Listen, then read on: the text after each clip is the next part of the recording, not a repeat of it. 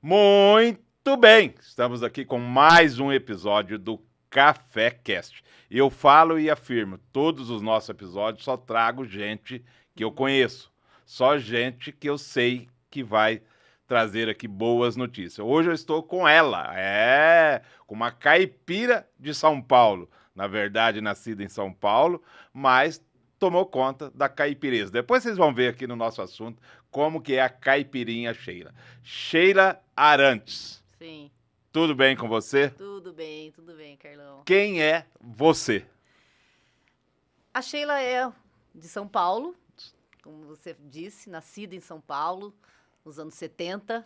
Olha, vai dar, Nos anos 70, vai dar a idade, vai dar o nos spoiler anos da idade. 70, mas vim para Campinas com 2 anos, né? Meu pai veio transferido para cá. Eu fui uma filha, eu sou uma filha que foi muito sonhada, porque a minha mãe ficou 5 anos com um diagnóstico de infertilidade, que não teria filho. Então, eu fui a primeira neta, primeira filha, muito sonhada, muito querida, paparicada, né? Filha única? Não, depois veio minha irmã, depois de 4 anos, né? Minha mãe achando que não fosse ter nenhuma, teve duas. Teve duas. E veio minha irmã, mas durante 4 anos eu reinei. Reinei com os meus avós, reinei com a minha mãe, né, com meus pais, com minha mãe e com meu pai. E daí nós viemos pra cá. Minha irmã já nasceu aqui. Ah, já é Né? campineira, Minha irmã então. é campineira. E eu também sou campineira já, porque há muitos anos Já aqui. recebeu o título né? de cidadã já campineira. sou cidadã campineira, amo Campinas. Não voltaria para São Paulo de jeito nenhum. Tá. E a infância? Conta um pouquinho dessa infância aqui em Campinas. A minha infância foi muito boa, né? Mas eu vim pra cá e morei no Santa Genebra, Rua de Terra. Rua de Terra no Rua Santa de Genebra? Terra no Não Santa acredito. Genebra. Sim. Aonde tem rua de terra no Santa Genebra? Vendaval, o céu ficava todo rosa, tudo vermelho, né? Então eu nasci, vim morar lá, fui né, para morar lá e eu era terrível. Terrível, eu apanhava todos os dias. Todos os dias. Eu apanhava todos os dias, porque na época não existia como é que chama? Os diagnósticos. Ah, Porque tem senão hoje, eu ia hoje ter TDAH, é. mas eu acho que eu teria TDAH, né? Hiperatividade, porque eu sempre fui muito agitada. E apanhava, minha mãe usava um chinelinho da Grendene. Ah, não era o Havaiana? Não era, Havaiana é pior. É pior. O Grendene, o plástico do Grendene, ele é bem pior do que a Havaiana. E eu apanhava todos os dias, porque assim, pra você ter uma ideia, eu dava ração de cachorro pra minha irmã comer.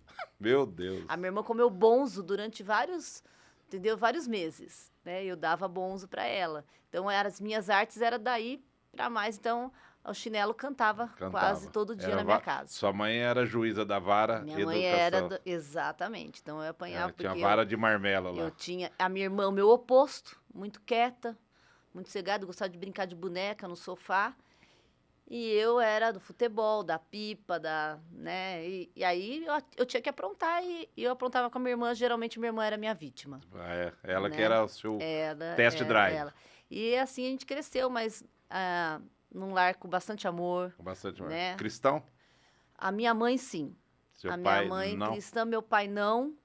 Meu pai, ele nunca proibiu, né? Nós sempre fomos à igreja. Minha mãe não deixava a gente faltar domingo, escola dominical e culto. Então, nós íamos minha mãe sozinha. Então, hoje, eu sou fruto dessa dedicação da minha mãe. Certo. Né? Que apesar com todas as dificuldades, é lógico que nós tivemos muitas dificuldades aí, porque apesar do meu lar ser muito amoroso, meu pai era alcoólatra. Sim. Né? Alcoólatra aquele terrível ou alcoólatra aquele socialmente? Então, ele exagerava. Ele chegava a tomar 1 litro de pinga por dia. Meu Deus. Meu pai. Chegou na fase, né, mais... quando a gente era criança, não, mas quando eu era adolescente. Se tomar hoje, hein, com esse metanol aí, então, como é que então ele bebia bastante. Então a gente enfrentou, sim, algumas dificuldades, no meio do caminho, mas a minha mãe nunca deixou a igreja faltar na nossa vida, né? E isso transformou a vida de vocês, transformou a menina Sheila, arteira, para uma moça, depois... Quantos anos de casada já? 29. 29? 29 Mas, anos de mas você casado. casou com quantos anos? Casei com 23. Faz as contas, casei com 23. Meu Deus, uma moça. 23 Não é anos. verdade, gente? Olha só, quem olha para a fisionomia não É, vai pensar que tem tudo isso aí de casada. é. Tem um filho moço, né? Tenho um filho de 20 anos, lindo, Samuel. Samuel, É hoje outra você história está na bonita. educação. E sim, então, a minha mãe, ela viu o meu potencial na área da educação. É, Eu falo, pelo que você fazia, você já eu dava esse dou- treinamento é. todo com a sua irmã, Né, só podia ser uma educadora. brincava muito de escolinha, Brincava, né? Gostava de mandar. mas com a régua na mão. E quando a gente ia em algum evento da família, eu sempre era aquela que gostava de ficar com as crianças. Então, eu gostava de cuidar das crianças, de ficar junto com as crianças. E minha mãe foi percebendo esse meu lado, né? De gostar de ensinar, de estar junto. E quando eu terminei o meu fundamental, que eu fui para o ensino médio, né? Que antigamente era o colegial. Na minha época era o colegial. Você fez admissão ou não? Não cheguei. Você conhece a história da admissão? Do quarto ano, eu fiz admissão. Então, o meu já não tinha mais. Você já não tinha Eu escapei dessa daí. Mas a minha mãe sempre, né, percebeu, e eu tenho um lado artístico também. Ah, né? Porque Depois minha nós mãe vamos também falar ainda disso vamos já chegar lá já. já. Então, a minha mãe, quando eu acabei o fundamental, ela falou assim, você vai fazer magistério. Eu falei, não vou, não, você vai.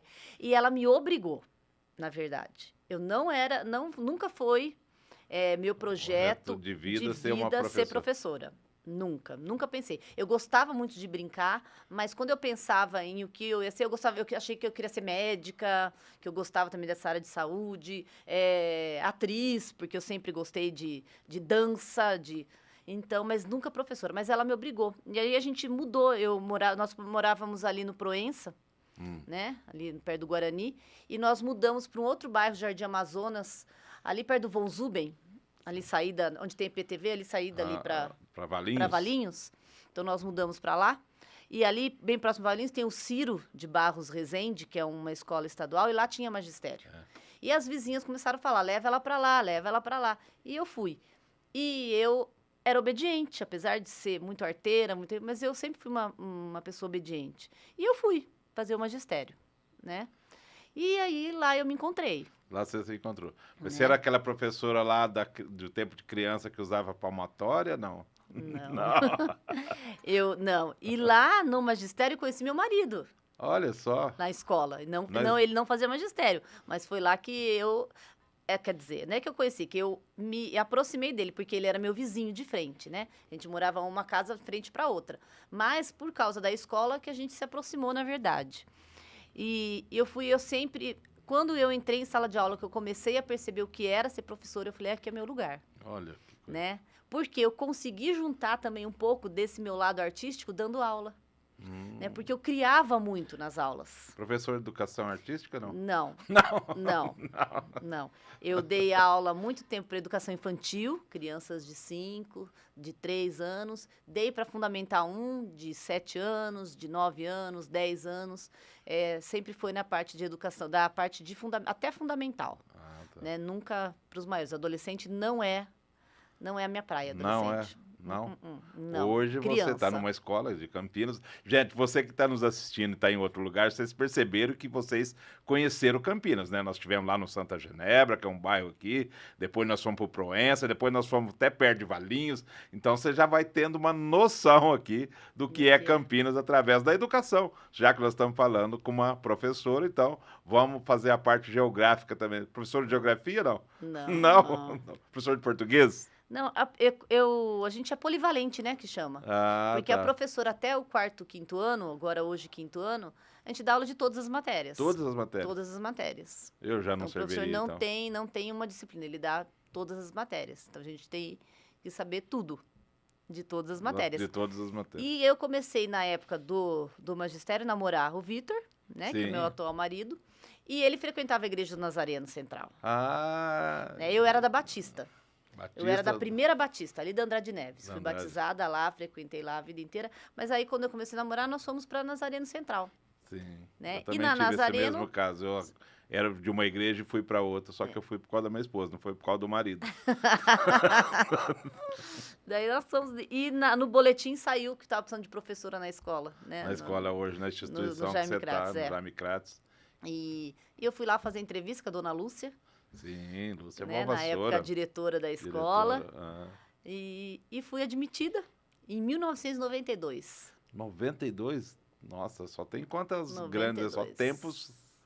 92, hoje nós estamos... 30 anos. Não, 30, nós estamos em 2025, 33 anos. 33 anos já de 33 escola. anos de escola. Tá, hoje você é diretora lá. Hoje eu sou coordenadora. Coordenadora. Pedagógica da educação infantil. Da educação infantil. Da educação infantil. Firmou lá, não Firmou saiu lá. de lá. E aí, a gente estava falando da história que eu te trouxe aqui para a gente falar do seu personagem, da Dita, não é Da isso? Dita.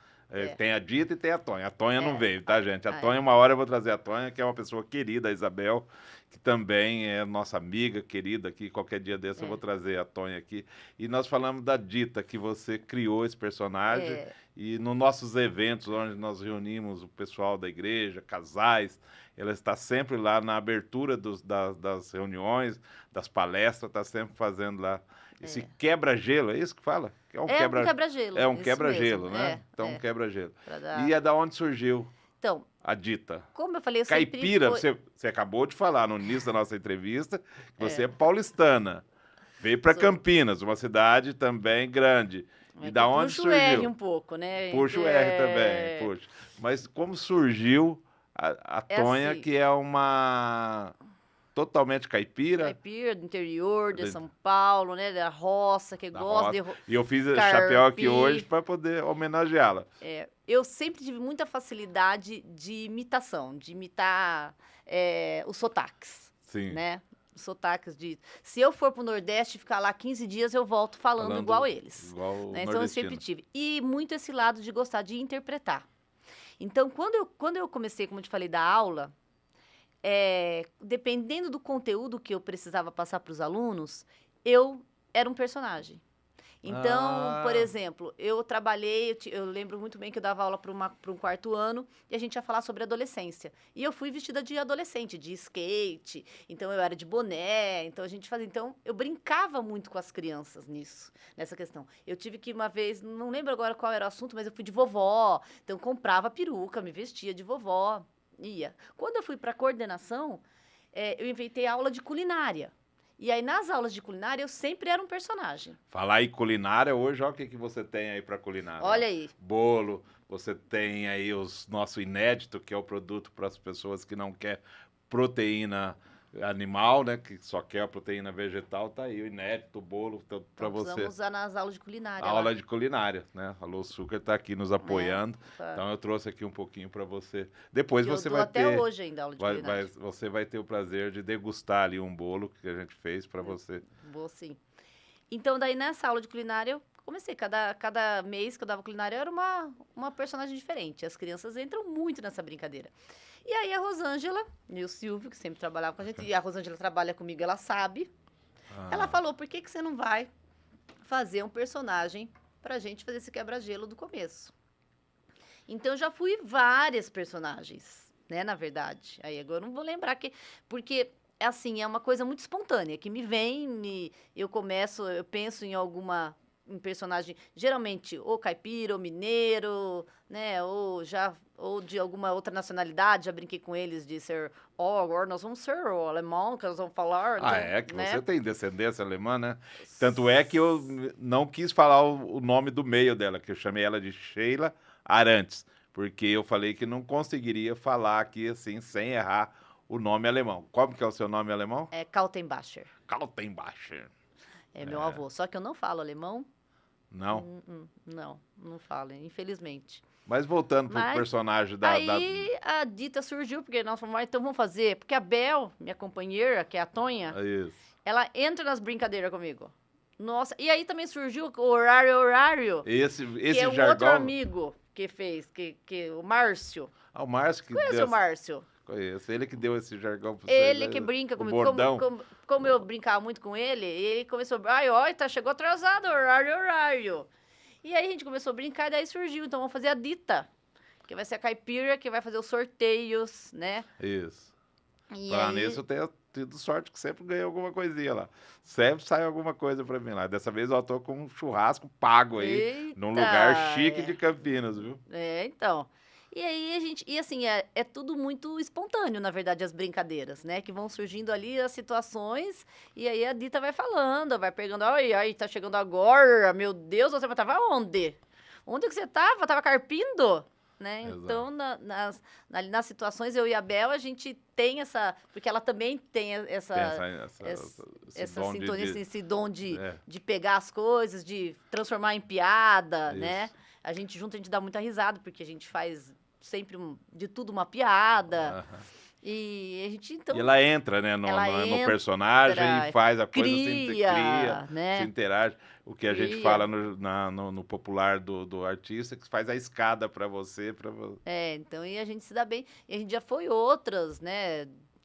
Outros personagens, ela já me acompanha faz um tempo já nessa nessa jornada de- aí, de Dita, e aí ela Tonha, então, nossa, porque tem os maridos, né, que acompanham, mas é que os maridos são meio tímidos. São tímidos? Não Vitor gosta de é aparecer. tímido? Nossa, não gosta de aparecer. Rony é tímido? Menino, é uma dificuldade, olha.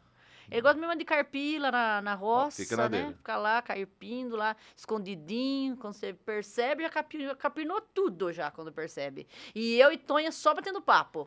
Só tomando café, batendo papo, sabe, nós? Mas vocês ficam na janela ali, Nós ficamos na janela, pra assuntar a vida dos outros. Não, nós não assunta, é mentira. Olha, Nós não assunta, nós somos crentes, nós não assunta nada dos outros. Fica... A gente fala da Bíblia, né? Compartilha com as irmãs, né? Os sei. versículos, as palavras de Deus. Então nós vai compartilhando, nós duas, né? E aí vai E aí dando vai, assunto. vai dando Mas o assunto. assunto é esse. Esse assunto Ninguém, não farta. ninguém fala da vizinha. Não, nós não fala da vizinha, não. Não fala. Não. Olha, Não fala. se eu apertar, vai ter assunto aqui, vai entregar. Já ela vai se entregar aqui. Não fala. Mas Nem bota reparo na roupa das mulheres. Não faça isso. Não. Olha lá. E a Tonha e a Dita sempre amigas, sempre, desde pequena, não? Não. Conheci a Tonha na igreja. Na igreja. Trabalhando junto com os casais. Trabalhando com os casais. Na igreja, mas já faz um bom tempo. Esse ministério que vocês têm aí, voltando um pouquinho, tirando, deixando a Dita e a Tonha, é maravilhoso, né? Porque você tem um grupo ali de pessoas que parece que é o mesmo grupo por muito tempo, né? E foi um grupo que acertou, deu muito certo junto, né? Porque a gente se completa muito. Então, uns se destacam numa área, outros em outra, então deu uma boa liga ali, né? A gente consegue caminhar junto, cada um numa área diferente. Esse grupo que forma para falar de casais, qual que é o intuito? Por exemplo, vocês se reúnem para ir para um hotel, é isso? A gente tem o objetivo de... O que faz um grupo de casal hoje da igreja levar tantos casais para um hotel para passar lá um final de semana? É para ficar na boa lá na piscina, é isso? Tem uma partinha que fica de boa na piscina, né? Tem. Só que a gente também tem o intuito, assim, de estar ajudando os casais a ter um relacionamento mais profundo com Deus, né? Conhecer mais, também se conhecerem, poder, às vezes, acertar alguma coisa que está precisando, né? Às vezes a pessoa está passando por alguma dificuldade, por algum problema. Então, ali é um momento que você vai ter um tempo de parar, ouvir o que Deus tem para você, né? O que Deus está acertando. Às vezes você precisa ouvir de alguém de fora que nem te conhece, não sabe o que você está passando, mas fala exatamente aquilo que você está precisando. Essa né? comunhão de Essa pessoas. comunhão. Então, a gente já teve muitos testemunhos, assim, de casais que chegam lá, assim, a última chance, né? Às vezes, um não quer ir, porque já desistiu, já abriu mão do casamento, né? E Deus vai, assim, trabalhando, vai transformando ali, falando, às vezes, nem através de pregação, mas através de um outro casal. Tá, mas eu não sou da igreja e eu fico sabendo isso através das mídias. Eu posso Pode ir? ir. Pode eu sou ir. católico, Não sou tem de outra problema. religião, Não. eu professo outra. Eu não posso tem ir. problema. Nós sempre temos pessoas de outras religiões lá. Né? Isso não tem problema. Porque quando a gente fala ali, a gente está falando de Deus, de Jesus, né? Do que Jesus, não do que a religião traz, mas o que Jesus traz para as nossas vidas. Certo, essa transformação. Né? Essa transformação que Jesus. E as palestras traz. sempre envolvendo com o sentido do casamento, do casal. Do casamento, de criação de filhos, né? Sempre baseado nisso. Relacionamento de casal, criação de filhos. E aí tem o crescimento pessoal dentro de tudo isso, né? O que eu preciso crescer, o que eu preciso melhorar, aonde é que eu estou precisando mudar para que o casamento dê certo, né? Família como um plano de Deus. para nós, sim. né? Então eu posso, qualquer casal que quiser. Qualquer. Casal casado. Casal casado.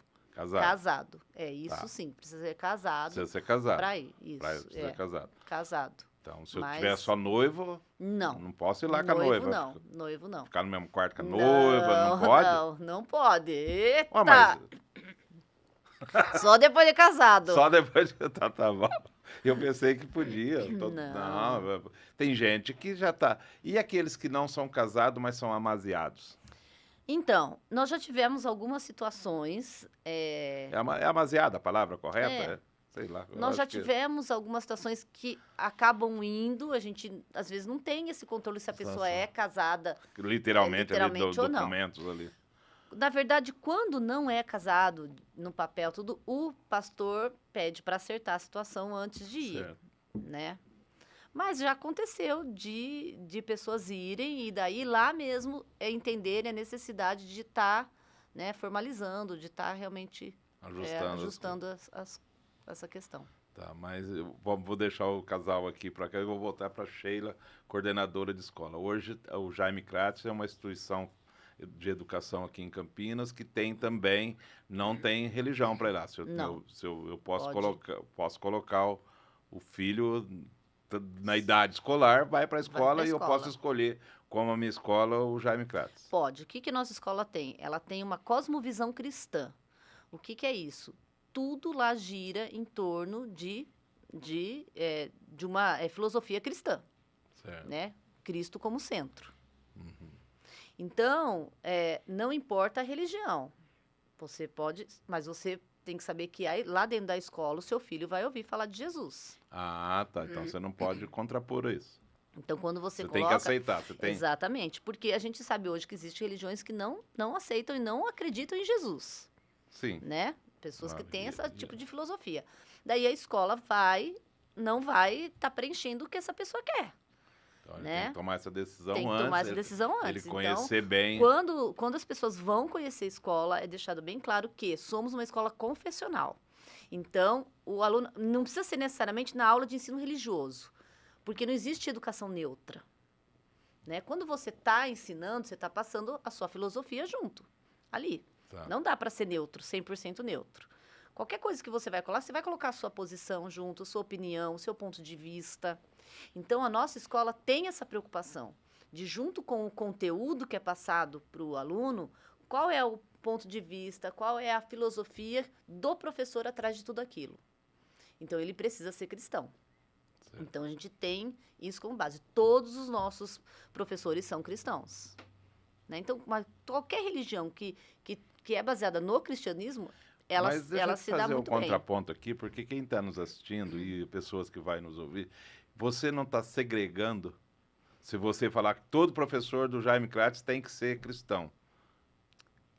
Ah, olha, aí ele não tem como o professor dar o que ele não tem, Ah, então tá explicado. né? Todo mundo tem o direito de ir lá, entregar seu currículo, ele agora não dá, por exemplo, a gente pegar uma pessoa que é totalmente ateu para dar aula lá. Certo. Então, não estou falando que precisa ser crente evangélico, tô falando que é difícil, como que nós vamos ter um professor ateu dentro de uma escola que é cristã? Não dá. Vai funcionar. Não vai funcionar. É água e óleo, né? Entendeu? Então, é essa a questão, Tá. né? Mas vamos voltar, vamos deixar essa crítica não, essa conversa, né, essa polêmica que cria em tudo isso. Vamos falar da Tonha, vamos falar do como que é. Você hoje, você vai fazer isso daí, você faz isso na escola também? Eu ainda faço, não de dita, como eu falei, eu ainda... Eu sempre confundo as duas. São muito parecidas, por sinal. São muito parecidas, a Dita e a Tonha. A Dita é a Sheila. É. E a Tonha é a a Isabel. Eu faço isso ainda nas aulas de culinárias que eu ainda dou. Então, eu sou Ah. coordenadora, mas eu dou aula de culinária para as crianças ainda.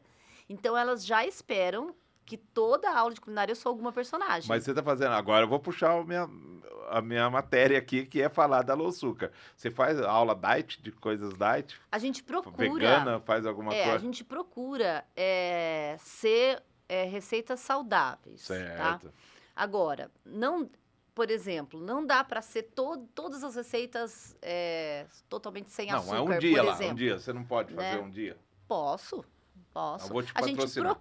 procura, coisas saudáveis, né, para ensinar para as crianças. A gente geralmente não dá coisa com muito açúcar ou com coisas que sejam.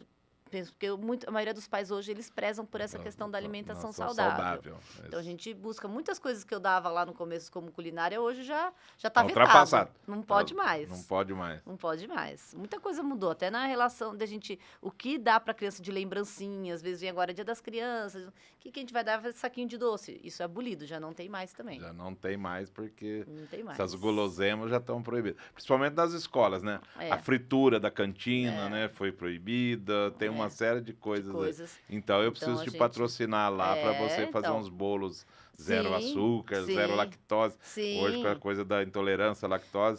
Exatamente. A gente tem também hoje muitos alunos alérgicos, né? Isso. Então toda receita que vai fazer tem que tomar esse cuidado. E se por acaso vai usar algum ingrediente aí que não pode, a gente faz uma adaptação para a criança, né? Para todo mundo poder participar.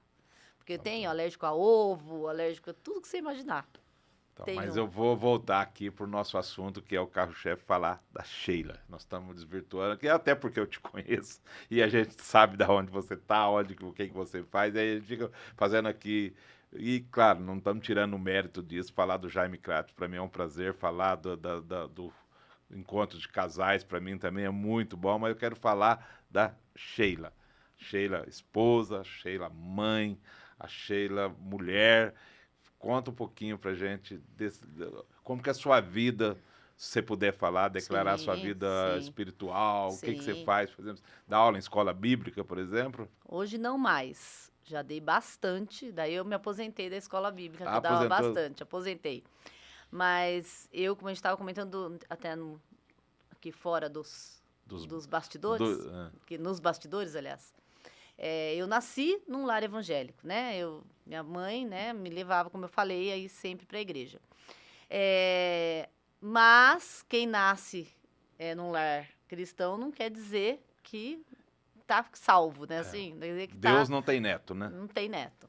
Exatamente. Então a gente tem que passar alguns processos aí na vida. Então eu fui passando aí algumas situações que que eu provei do amor, do cuidado de Deus, né, para mim. E enfrentei algumas situações. Então, primeiro quando eu tentei engravidar, que eu não engravidei, não tenho filho biológico, mas Deus me deu Samuel.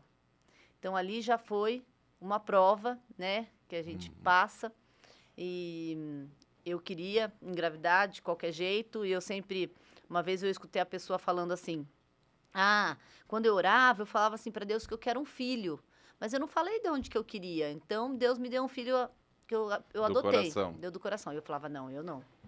Eu vou orar assim, Deus, eu quero um filho da minha barriga. Eu quero um filho da minha barriga. E esse filho não veio, né? E eu, com tudo certo, casada, certinha, tinha condições para ter o filho. E na minha família, todas as minhas primas com filho fora do casamento. Tudo errado, tudo assim, a vida tudo bagunçada. Errada não, toda bagunçada. Uma não tinha mãe solteira, outra não tinha nem condição de cuidar, largava com não sei quem. Todas com filho, menos eu. Que tinha... Estava ali certo, que eu achava que eu tinha condições. E aí Deus vai trabalhando com a gente, né? Vai falando, e aí ele me deu Samuel, né? Que aí eu entendi que o propósito dele era outro para mim. E aí hoje eu falo que se Deus falasse assim, você me devolve o Samuel que eu vou te dar 10 da sua barriga. Não troca mais. Não troco. O Samuel, eu sempre falo para ele que Deus só usou outra barriga, mas fez para ele ser meu, né? Então eu sempre falei isso para ele. Falei, filho, Deus usou uma barriga de outra pessoa porque você não poderia ser gerado na minha, né? A mãe não podia gerar. Mas quando ele te fez, que ele te colocou ali, já era para ser meu. Né? E hoje Samuel é uma bênção na nossa vida. Um menino responsável, trabalha, estuda, amoroso, grato. Então, assim, Deus superou como ele sempre faz. Ele te deu trabalho de criança, né? De qualquer criança. E de hoje de jovem, que qualquer um dá. Coisas normais da vida, da adolescência, da juventude. Então, tudo normal. Mas, graças a Deus, ele é uma bênção pra gente. E eu tive uma segunda prova, que foi no ano da pandemia. Eu passei a pandemia até, foi indo, mas em 2021 eu tive um burnout, precisei ficar 6 meses afastada. Depois eu quero que você Né? fale um pouquinho mais sobre burnout, porque é muito interessante. Como que você percebeu que estava e como você conseguiu sair dessa crise? Eu já em 2020, eu já tinha quase 30 anos de educação, né? E sempre, começo de ano, era uma delícia, aquelas crianças novas chegando. E em 2021, quando eu via a criança, eu tinha vontade de pegar e fazer voar longe. Eu não podia ver. Não podia ver criança, eu não queria ver. Eu falava pro Vitor, meu marido, eu não vou trabalhar, eu quero sair, eu não quero mais, eu não gosto mais de criança, eu não quero mais ver criança, eu não quero chegar lá. E a gente estava bem naquela fase do ensino híbrido, sabe? Um pouco lá, ó. E o pessoal reclamando, os pais todos queriam que o filho fosse todo dia para a escola, não queria revezar, e aquela pressão, né? E aula online, e aquilo lá, acho que foi a gota d'água, né? Minha vontade era essa, não sair de casa, não queria ver, queria fazer outras coisas. Não era é diferente de depressão, porque a depressão, eu nunca tive depressão, eu acredito. Mas a gente sempre ouve as pessoas falarem, eu não tenho vontade de sair da cama, eu não tenho vontade de comer. Não, eu tinha vontade, eu não tinha vontade mais de trabalhar. Não tinha vontade mais de estar no meu ambiente de trabalho. Eu tinha horror ao ambiente de trabalho. Não queria. Quando eu pensava nas situações que eu tinha que enfrentar, nos alunos, aquela adaptação, eu não tinha vontade. E eu falei pro Vitor, eu não quero mais, eu não vou. Não quero. Daí eu falei para ele, eu vou pedir demissão, eu vou largar tudo, não quero mais trabalhar. Daí a Crisinha, né, que hoje é a diretora lá da escola, também amiga, ela não é só diretora, ela é minha amiga, minha irmã. Ela falou para mim, tire 6 meses, então fique em casa, vai se cuidar. E aí você toma uma decisão diferente. Não tome uma decisão do jeito que você está. No que você está vivendo agora. Porque você vai tomar uma decisão errada. E aí eu fiquei esses 6 meses em casa, né? E aí eu comecei a buscar ajuda, porque não adianta só ficar em casa. Né? O ficar em casa não é o que vai resolver o seu problema. E aí eu comecei a procurar um pouco de entender o que é, porque as pessoas falam, você está sofrendo um burnout. Eu já fazia um acompanhamento, né, com o psiquiatra por causa da minha ansiedade, que eu sou muito ansiosa. E aí eu comecei a buscar o que era, o que eu podia fazer para melhorar, né? E Deus coloca algumas pessoas no caminho da gente para nos ajudar. Eu comecei a pedir ajuda de Deus, foi a primeira coisa que eu fiz. Falei, Deus, eu preciso que o Senhor me ajude. Me mostre para onde ir. Para onde eu vou correr? Né? Quem pode me ajudar? Né? O que eu preciso fazer? E Deus foi usando pessoas para me ajudar. Pessoas que eu nem imaginava. Né? Porque eu fiquei daí em 2021, os primeiros 6 meses em casa, fiz artesanato, fazendo algumas coisas para relaxar, para desligar um pouco da escola. Quando eu voltei em julho, eu estava mais ou menos, eu não estava boa ainda, não estava bem. Eu pensava que eu estava bem, mas eu não estava. E lá na escola, a gente tem um sistema de drive, né? Que os pais entram. Sim. E eu tenho uma amiga, né? Que ela deixava o filho. E ela voltou das férias, começou a deixar um filho. Um dia ela chegou e me chamou e falou assim, Sheila, você não está bem. O que está acontecendo? Daí eu falei assim, eu não estou bem. Ela falou, tive um sonho com você. Deus me mostrando que você não está bem. Mas aí eu vi foto sua, aqueles negócios de Instagram, das internet, que a gente acha que a pessoa está sempre bem. Tá. Eu vi foto sempre é a melhor foto sempre, que né? tá. A melhor eu foto. vi foto sua viajando, que você estava lá em Maragogi na época. Maragogi, eu falei, não, deve ser coisa da minha cabeça. Olha, tá até viajando, ela tá bem. Daí eu falei, não, eu não tô bem. Eu realmente não tô bem. E foi aí que começou a minha cura. Né? Ela me chamou, nós fomos tomar um café, nós oramos juntas, ela me orientou. Eu tive uma outra pessoa que me ajudou também, que é amiga dela, com oração. Aí eu tive uma outra amiga, então aí eu comecei a melhorar, Deus começou a me mostrar algumas coisas. E aí eu tive uma outra amiga, a Claudinha, não sei se você conhece, do Fábio, da igreja também. Tá. Que ela também, sem saber de nada, ela não sabia, ela falou assim, segue essa pastora, ela dá um devocional todo dia de manhã, que ajuda muito, me ajuda muito. Segue, olha, escuta, sem saber de nada. E foi através disso que eu consegui realmente me reestruturar. Certo. Né? A pastora Sumaí, ela é de Porto Seguro, e ela tem um trabalho realmente de ajuda com as mulheres, para ajudar com depressão, com pessoas que têm síndrome do pânico, com pessoas que sofreram rejeição e precisam né, se reestruturar, né, ressignificar a vida. apagar, ressignificar tudo isso. E ela é muito voltada para essa questão de ressignificação.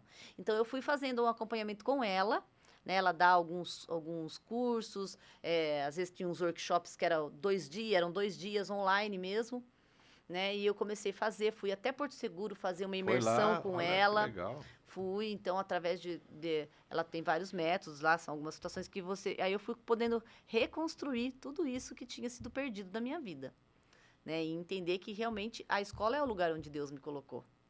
Né? Que lá é o lugar que ele e eu consegui conquistar, reconquistar todo esse prazer de estar lá. Hoje né? você está Hoje eu tô tranquilo, você não quer super bem. jogar Não, nenhuma criança na parede. Nunca joguei, tá, gente? Era só a vontade. Vontade. Não, a gente tem umas vontades de Né? vez em Só a quando. vontade, porque a parte emocional realmente estava muito bagunçada, né? Falando nessas vontades, eu vou só fazer um parênteses aqui para brincar um pouquinho, porque eu sei que o assunto é muito sério e requer todo tipo de tratamento, que ela aproveitou e fez tudo isso. Mas o Pedro, que você conhece, nós morávamos numa casa e passava por uma portaria, e lá tinha um vidro enorme. Ele tinha uma fissura, uma vontade de jogar uma pedra naquele vidro.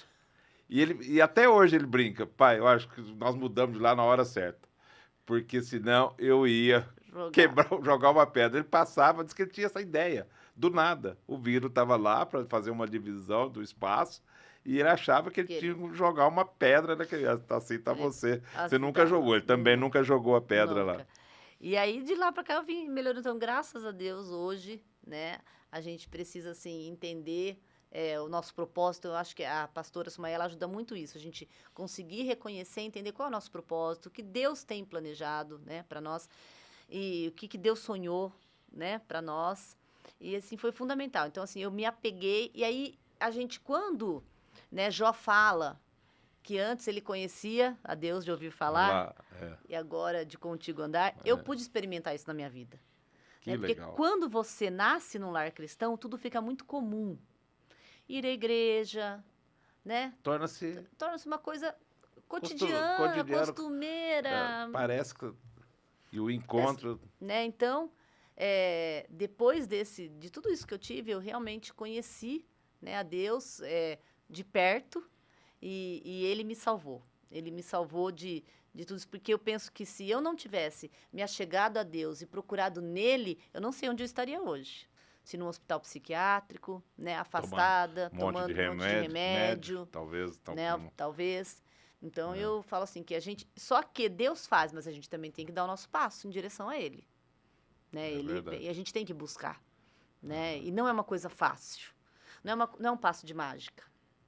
Acabou, agora eu quero. Não. Isso precisou de esforço, né? Porque o nosso desejo é acomodar. Né? Por pior que a situação esteja, a gente tem essa tendência em acomodar na situação que a gente está.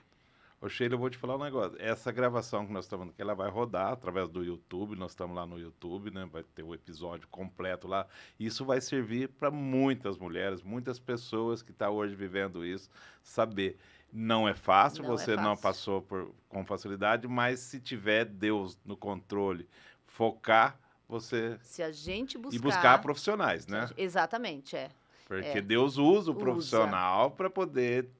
Exatamente. Te dar direção. E eu acho que a gente vive uma época boa que se quebrou muito, porque antigamente, quando se falava em psiquiatra, quando se falava em psicólogo, em qualquer ajuda nesse sentido, as pessoas tinham muito preconceito. O espiritual não deixava, né? Deixava, aquele crente espiritualista, aquela pessoa que... Tudo era coisa dele, que é ele. É só orar. E não Não só. É lógico que a oração faz parte, mas só que você tem que ter algumas atitudes, algumas decisões para mudar tudo isso, para ressignificar aquilo na sua vida, que muitas vezes é doloroso, muitas vezes é difícil, vai exigir esforço, vai exigir prática, treino, faz de novo, até você conseguir melhorar. Então, não é uma coisa, como eu falei, não é um passe de mágica, né? Você tem que buscar. Mas você acha que isso vem com algum trauma de infância, alguma coisa lá mal resolvida? Agora eu vou fazer o Também. papel do consultor aqui, vou te consultar. Tem, a gente descobre muita coisa que aconteceu, porque assim, a gente sabe que hoje, por exemplo, a figura paterna é a que Ela- mais influencia na vida da gente. É o primeiro lugar, tudo que É, o pai e você fala. acabou falando no começo Né? lá Tudo que o seu pai pai fala. não O meu pai, apesar de meu pai ser um pai que ele foi amoroso, mas ele tinha esse outro lado da bebida, que quando ele bebia, ele era agressivo. Né? Agressivo verbalmente, principalmente. E às vezes as palavras machucam muito mais do que claro, o do que físico, do que o né? físico. Do que às vezes uma É agressão melhor você física. tomar uma varada do As- que, do Então, que uma ele palavra falava maldita. coisas muito duras. Ele era muito duro com a gente, de exigência. De exigir que a gente não errasse, que a gente sempre fizesse tudo certo. Que não... Então, eu cresci com isso, que eu não podia errar. Mas a conduta dele só pegava Né? na bebida. Ele tinha uma conduta Sim, normal de um ser humano. de tinha um normal, pai. mas assim, e também outra coisa, não gostava de trabalhar. Ah, como Não isso? gostava de trabalhar. Então, ele queria coisa fácil, sabe? E aí a bebida isso Achava- ajudava, né? ajudava. Porque minha mãe trabalhou muito mais do que ele. Então, tudo isso são coisas que vão formando, Mandou. né? Que vão mandando pra gente alguns sinais, alguns recados que ficam no inconsciente. E aí, depois, com o trabalho excessivo que você tava Né? ali, naquele E aí momento... aquela cobrança, É. né? E você não pode errar, e aí vem tudo aquilo. Então a gente tem que ressignificar tudo isso, né? Algumas palavras duras dele, de ofensa, de tudo isso que a gente viveu. Então o pai segundo lugar vem a mãe, terceiro lugar é o professor. Terceiro lugar, o professor. Sim. O Porque a professor tem uma importância do influência que o muito professor fala. Né? Ou um pastor também, não precisa ser pastor, pode ser qualquer religioso que esteja aí nessa função. grande. É muito importante o que Que diz. as pessoas se apegam Né? ali, né? Porque você apega, você acredita, né? Você cria as suas crenças em cima daquilo que você está ouvindo. Né? Então, muita coisa que meu pai falou, foi criando algumas coisas que não eram verdades. E a gente vai criando tudo aquilo. Então, se eu não der conta, eu vou ser rejeitada. Se eu não fizer o que os outros querem, ninguém vai gostar de mim. Então, se eu não agradar, né? Meu pai, se a gente não agradava, o que acontecia? Ele ficava muito bravo, porque ele era alemão.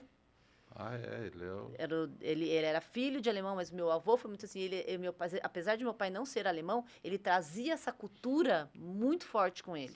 Daquela coisa. De muito rígido. Austeridade ali. Muito, muito rígido. E de não deixar realmente. Você não podia falhar. Né? Você não podia errar. Tá vendo? Né? Isso tudo foi trazendo, e até que chega um ponto que você não aguenta, e aí a gente. Há muita pressão e você acaba, né, sucumbindo e acaba ficando doente mesmo.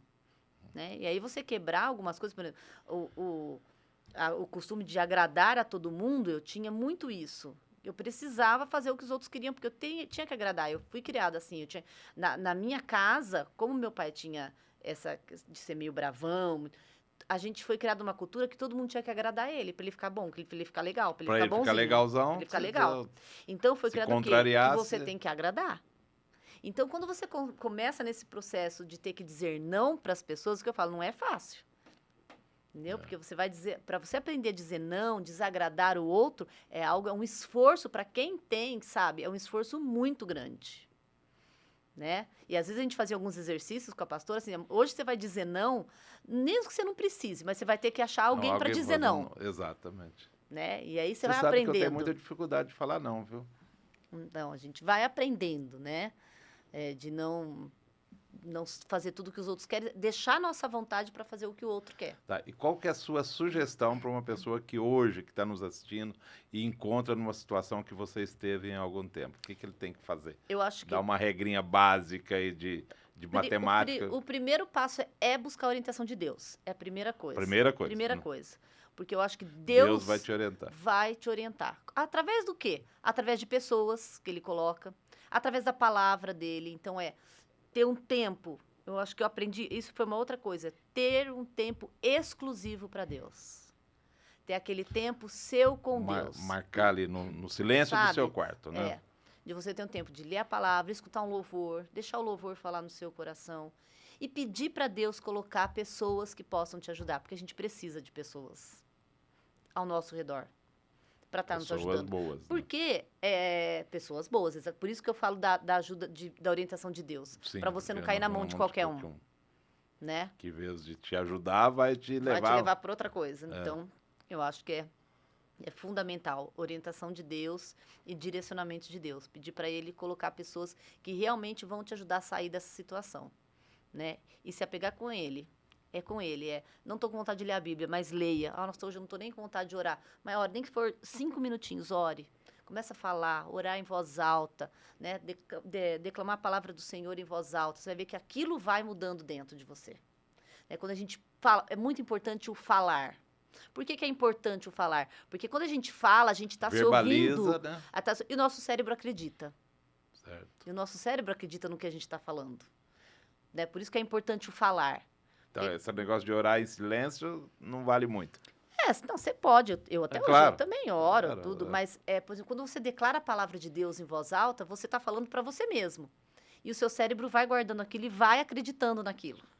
Né? Porque o nosso cérebro acredita. Por isso existe até ilusão de ótica, ou porque a gente fala muito que Deus fala para inculcar a palavra, né? Por quê? Porque vai fazendo, isso vai mudando, você vai mudando o seu jeito de ver, o seu jeito de agir. Tudo isso vai mudando porque você está sendo alimentado com a palavra de Deus. Né? Se você assiste muito jornalismo de desgraça, de tragédia, tudo ao seu redor você vai viver isso. Né? Você sai na rua, você vê uma pessoa, você fala, pode ser que ele está vindo me assaltar. Pode ser, você começa a mudar. E você sabe, todo mundo sabe, que eu tenho um programa de rádio de manhã que chama Café e Prosa. Nós estamos aqui no Café Cast, mas eu também pode ouvir aí Café e Prosa todas as manhãs. E eu falo isso todas as manhãs. Por que o programa Café e Prosa é um programa que dá certo? Porque primeiro nós temos música sertaneja com louvores, né? Só músicas gospel. E música boa, música raiz, música que conta a história. Eu brinco e falo toda hora lá, eu não toco nada que arrasta o chifre no chão. Essas músicas aí não se tocam. E a gente fala do amor de Deus todas as manhãs. Então, quando a pessoa levantou de manhã, que está ali, e a primeira coisa que eu falo, você já orou hoje? Já agradeceu a Deus pelo seu dia? Você já fez aquela oração? Mesmo que você está com pressa, mas acordou? Obrigado, meu Deus, porque eu estou aqui acordado. Porque se você fechar os olhos, aí já viu, aí não tem mais jeito. E eu coloquei um propósito na minha vida que a primeira coisa e a última que eu quero fazer no meu dia é falar com Deus. Olha só. Então, eu acordo... Essa da última, não, ainda não tinha pensado. Eu acordo... Boa dica, não é verdade? Olha, na hora de dormir, né? Pelo menos. Eu acordo, faço meu devocional e oro. E antes, a minha última coisa, eu leio a Bíblia, né, faço minha leitura e oro de novo. Mas eu vou confessar aqui diante das câmeras que na hora de dormir tá difícil, porque eu acho que eu tô passando. Eu fico ali vendo alguma coisa, a hora que eu vejo, eu já... Então, vou me atentar mais, viu? E é uma questão de disciplina também. Acordar, sim. Acordar, essa eu tô disciplinado. Mas até... Eu também enfrentava essa situação. Eu ia fazendo as coisas do dia a dia, fazendo. Quando eu via, eu parava, já era 10 e pouco da noite. Eu já estava cansada. Já estava com sono. Hoje, quando é 8h30, eu falo, opa, peraí.